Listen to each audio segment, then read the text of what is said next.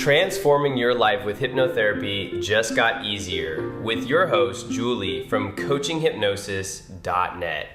Welcome back, dear listener, to Coaching Hypnosis. I'm your host, Julie. We've spent the last 5 days building a powerful toolkit, neuroscience, eyes open techniques, flow state anchoring, and multi-sensory imagery.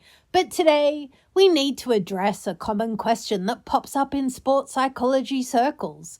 Julie, if I'm already practicing relaxation techniques or autogenic training, is there any reason to switch to hypnosis?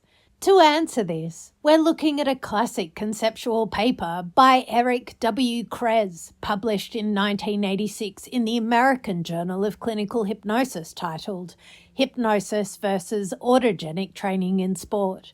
For those who aren't familiar, autogenic training is a structured form of self-relaxation where you use passive concentration on physical sensations like warmth or heaviness to calm the nervous system. It's highly effective, widely used, and very popular in the athletic world. So why add hypnosis to the mix? Kress's research provides a nuanced perspective. He argues that while there is significant overlap, both methods aim to improve relaxation, attentional control, and self-regulation. They operate on slightly different operating systems. 1. The role of suggestion. Autogenic training is primarily about self-directed, formulaic relaxation. It's a bottom-up approach, relax the body, and the mind follows. Hypnosis, however, is a top-down approach. It uses focused suggestions and imagery to reframe your perception of stress, pain, or performance challenges. 2. Flexibility and application. Kress notes that hypnosis offers a broader range of applications. While autogenic training is fantastic for resting the nervous system, hypnosis can be tailored to the specific physiological hurdles of an athlete. If you need to reframe a failure, accelerate the healing of a minor injury, or mentally rehearse a high-pressure scenario, hypnosis provides the content to do that work. 3. The active nature of trance. In this 1986 analysis, Kress highlights that hypnosis, especially when combined with modern sports psychology, is fundamentally more versatile. It is not just about being relaxed, it is about being in a state of high-focused readiness.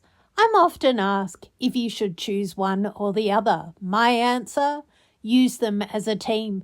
Use autogenic training to recover, to lower your heart rate after a brutal training session and soothe your nervous system. But use hypnosis when you need to perform, when you need to sharpen your focus, or when you need to program your subconscious for a specific technical change. Since both techniques are tools in your belt, I want you to categorize your training sessions. For your recovery days, practice autogenic training. Focus on that heavy, warm sensation in your limbs and give yourself permission to just be.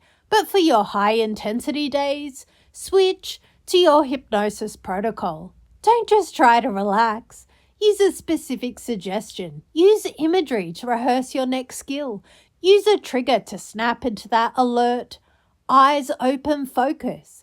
You don't have to choose between them. You just have to know which tool fits the job. Tomorrow, we move into phase 2 of our series. We are heading into the range, the course, and the diamond to see exactly how these methods play out in precision sports. Until next time, keep training both your body and your mind. My coaching tip for today: autogenic training is your off switch. Hypnosis is your tuning dial. Use your off switch to prepare your body for growth, and use your tuning dial to program your brain for excellence. Mindfully yours, Julie.